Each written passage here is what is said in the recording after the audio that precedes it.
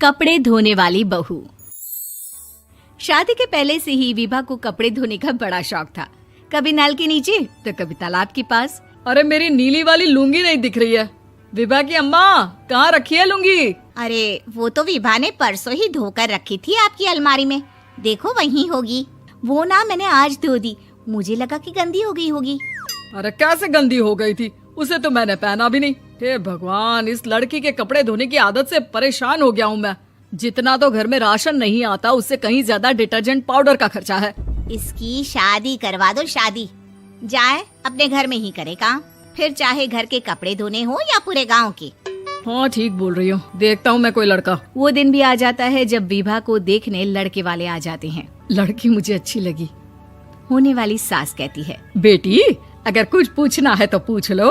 वैसे तो हमारी लड़की बहुत ही शर्मीली है, जो बोल दो वो मान लेती है, इसे क्या पूछना होगा।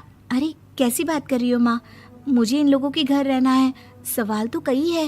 हाँ हाँ बेटा, पूछ लो ना, क्या पूछना है। आप लोगों के घर कपड़े कौन धोता है? सास का मुंह बन जाता है।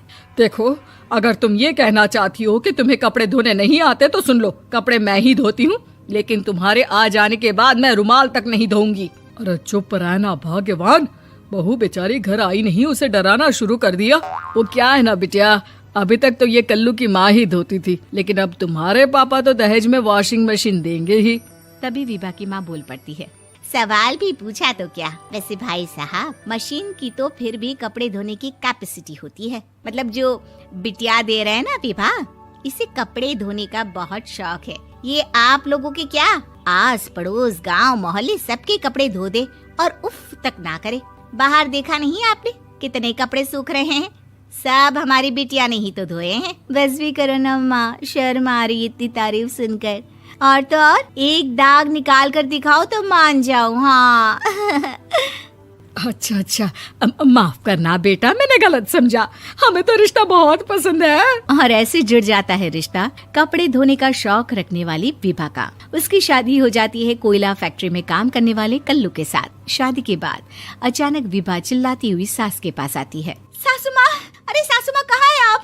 ये तो धोखा है, धोखा दिया आप लोगों ने मुझे। इसे ससुर के चक्कर के बारे में पता चल गया। अरे तो उसमें तुझे क्यों धोखा मिला है? अरे नल में पानी नहीं आता, कपड़े कैसे कब धुलेंगे? अच्छा अच्छा, तू पानी नहीं आ रहा उसकी बात कर रही है। तो आपने क्या सोचा? कुछ नहीं। अच्छा, तेरी माँ ने कहा था कि कपड़े धोने का शौक है तुझे, याद आया मुझे। शौक शौक बोलकर कपड़े धोने वाले मेरे जुनून को कम ना आके सासू माँ, कपड़ा धोना मेरा गुरूर है। तभी पति भी वहाँ आ जाता है। अभी अभी मैंने इसे सनी देओल की फिल्म दिखाई है, उसी के डायलॉग मार रही है माँ। अच्छा सुन, साफ साफ बता रही हूँ, पानी सुबह 4 से 6 और शाम को 10 से 12 आता है, समझी? विभा टाइमिंग सुनकर हैरान हो जाती है। ये क्या भूतों का मोहल्ला है? सुबह 4 बजे उठकर कौन कपड़े धोता है? 4 बजे टंकी में पानी जाता है, फिर सारा दिन धोना ना, किसने मना किया? अरे कैसी बात कर रही हैं? 200 लीटर की टंकी में कितने कपड़े धो लूंगी मैं? सुबह ही उठ जाऊंगी मैं। अब क्या था, विभा सुबह 4 से लेकर रात के 12 बजे तक कपड़े ही धोती रहती। एक रोज सास पड़ोस से निकलकर कहीं जा रही होती है कि साथ वाली कहती है, हाँ कल्लू की माँ, जरा ये बताओ कि 2 साड़ी है, 2 ब्लाउज और एक पेटीकोट और एक नाड़े वाला लंबा कच्छा। हाँ तो? अरे तो क्या, कितना लोगी धुलाई ये बताओ। धोबन दिख रहे हैं हम क्या? हमारे पति सरकारी नौकरी से अभी अभी रिटायर हुए हैं और बेटा सुपरवाइजर है कोयला फैक्ट्री में। धोबन समझ रखा है हमें। हाय रे कल्लू की अम्मा, माफ कर दो, वो तो मोहल्ले में यही सब बता रहे थे कि तुमने बहू को कपड़ा धुलवाने के काम में लगा दिया है। सास को पड़ोसन की बात सुनकर गुस्सा आ जाता है। वो घर पहुंचती है जहां घर के बाहर ही इतने सारे कपड़े सूख रहे होते हैं जितने कि किसी धोबन के घर पर। अरे ओ कल्लू की दुल्हन, बाहर निकल।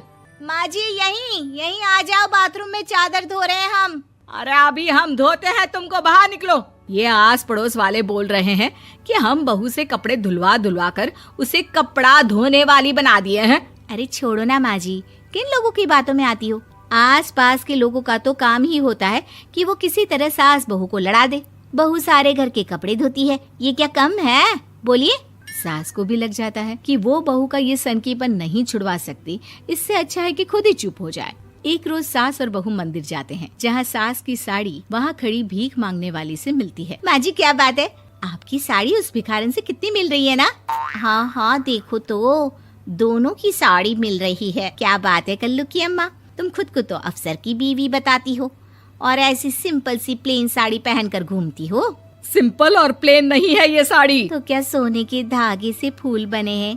कुछ भी सासू माँ, कुछ भी। हाँ, बने थे इस साड़ी में सोने के धागे से फूल। मेरे पति लेकर आए थे मद्रास से स्पेशली मेरे लिए 10,000 की।